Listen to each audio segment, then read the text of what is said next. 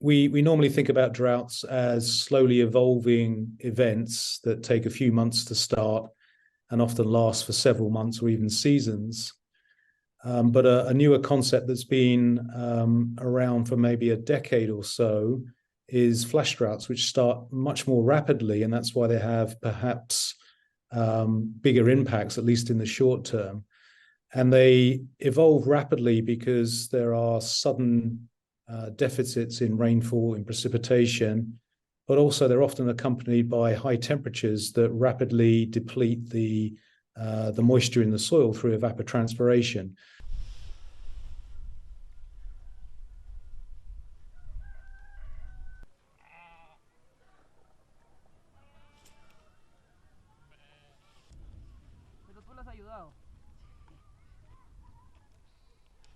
De los tíos de ahí, incluso de ahí nadie quiso hacer, seguía pasando, tío, decía, pones a ella, ahora esa luz blanca de como cerca de no puede llegar más rápido de un lugar a otro,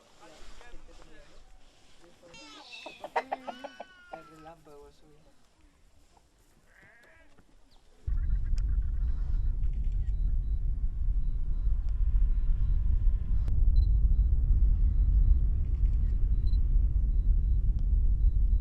What we did in the studies, we looked at how flash droughts have changed globally over the last 60 years and found that they've been increasing in most places.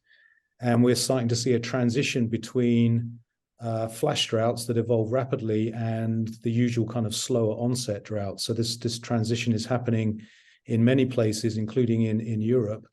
And we also looked into the future to see what the climate models were saying about the how this would pan out in the future. And we found that globally, we would see a transition to flash droughts just about everywhere.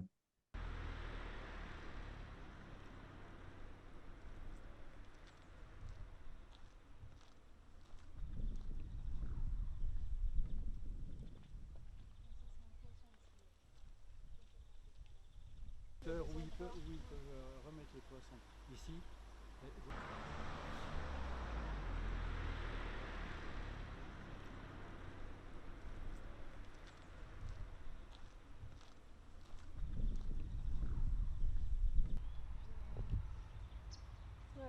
Je vais vers eux, ça fait...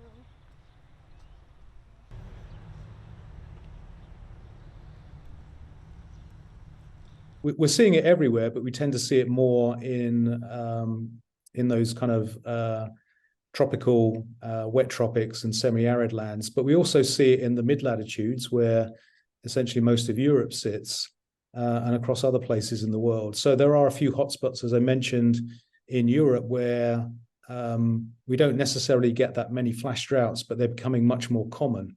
So the changes in terms of the number of flash droughts are occurring much more rapidly in places like Europe.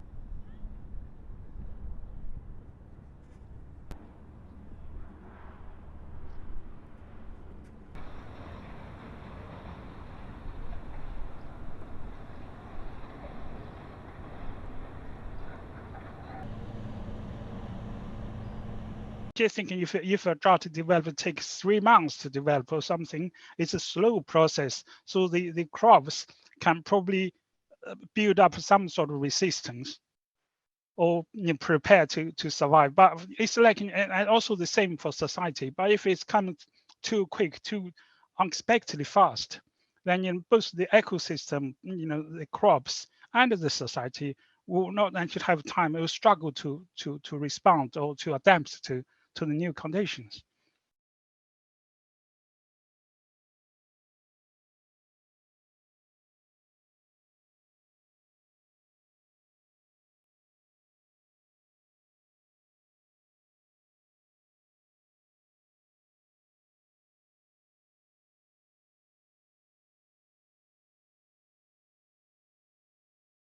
The impact is not something people can ignore, even for rich countries, for Europe, for example, because like what we see, drought sometimes can have large, vast sorts of impact on a lot of aspects. The drought we see last year, in the UK, for example, was we actually there's some impact caught people by surprise.